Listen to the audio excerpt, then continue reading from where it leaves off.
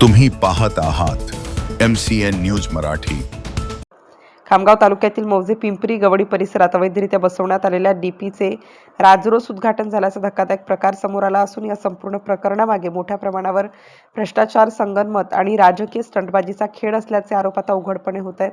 शेतकऱ्यांच्या नावावर लाखोंची वसुली करून त्यांची फसवणूक केली जात असल्याने संतापाची लाट उसळली आहे। जिल्हा नियोजनाअंतर्गत मंजूर झालेली डीपी मूळ ठिकाणी न बसवता मूळ जागेपासून तब्बल 4 ते 5 किलोमीटर अंतरावर बसवण्यात आली। त्यामुळे प्रत्यक्ष लाभार्थी शेतकऱ्यांना वीज पुरवठा मिळत असून काही निवडक लोकांनाच याचा फायदा होत असल्याचा आरोप आहे। या प्रकारामागे वीज वितरण कंपनीचे काही अधिकारी आणि स्थानिक पदाधिकारी यांचे संगनमत असल्याचा गंभीर संशय व्यक्त होत आहे। या प्रकरणात आणखी एक धक्कादायक बाब समोर येत आहे। स्थानिक पातळीवर स्वतःचा बडेजाव दाखवणारा शिवसेनेचा एक नेता जिल्ह्यातील एका केंद्रीय मंत्र्यांच्या नावाचा वापर करून नागरिकांची दिशाभूल करत असल्याचा आरोप गावकऱ्यांकडून होत आहे। आगामी पंचायत समिती व जिल्हा परिषद निवडणुका डोळ्यासमोर ठेवून अशा प्रकारची स्टंटबाजी करण्यात येत असल्याचंही बोललं जात आहे। शेतकऱ्यांच्या प्रश्नांवर काम करण्याऐवजी हिरोगिरी करून स्वतःची प्रतिमा उभी करण्याचा प्रयत्न सुरू असल्याची टीका स्थानिकांकडून होत आहे। दरम्यान अवैध डीपी बसवून शेतकऱ्यांकडून लाखो रुपये गोळा केले जात असल्याची माहिती समोर आली आहे। याबाबत त्या शिवसेनेच्या नेत्याने गावकऱ्यांना भूलथापा देऊन व खोटी तक्रार करायला सांगून माजी सरपंच चेतन फुंडकर व मंत्री आकाश फुंडकर यांचे स्वीय सहाय्यक जितेंद्र कुईरे यांच्या नावानिशी जिल्हा पोलीस अधीक्षक यांच्याकडे तक्रार दिली आहे की महावितरणाच्या अधिकाऱ्यांवर दबाव टाकून सदर आमची डीपी काढण्याचा डाव हे रचत आहेत। वास्तविक पाहता त्या डीपीला कुठलीही त्या जागेवर मंजुरात नसताना ती डीपी महावितरणच्या अधिकाऱ्यांनी बसवलीच कशी हा सुद्धा मोठा प्रश्न या ठिकाणी उपस्थित होत आहे। सोबतच बेकायदेशीर कनेक्शन देऊन सामान्य शेतकऱ्यांची उघड लूट केली जात असल्याने संताप वाढत आहे। विशेष म्हणजे सामान्य नागरिकांकडून अवैध वीज कनेक्शन आढळल्यास तात्काळ कारवाई करणारे प्रशासन या मोठ्या घोटाळ्याकडे मात्र डोळेझाक करत असल्याचा आरोप होत आहे। या संदर्भात माजी सरपंच चेतन फुंडकर यांनी आक्रमक भूमिका घेत प्रशासनावर थेट हल्लाबोल केला आहे।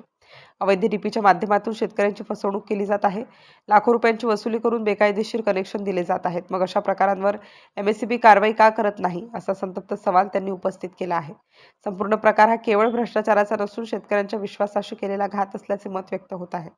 शासनाच्या नियमांना धाब्यावर बसवून अधिकाऱ्यांच्या संगनमताने आणि काही राजकीय लोकांच्या पाठबळाने हा प्रकार सुरू असल्याचा आरोप होत असल्याने प्रशासनाची प्रतिमा मलिन होत आहे।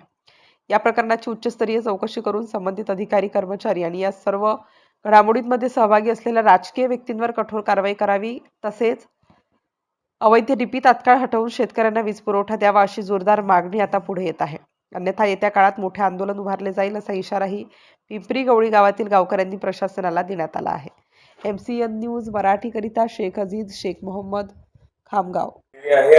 मागणी काय आहे, काय घडलेला आहे प्रकार काय सांगा? याने पिंपरी गवळी येथे आकाशभाऊच्या निधीतून डीपी मंजूर झालेली होती, बगट लांडे डीपी। तर ते डीपी लवकर बसवण्यासाठी आम्ही एक तक्रार विनंती अर्ज साहेबाजवळ घेऊन गेलो होतो।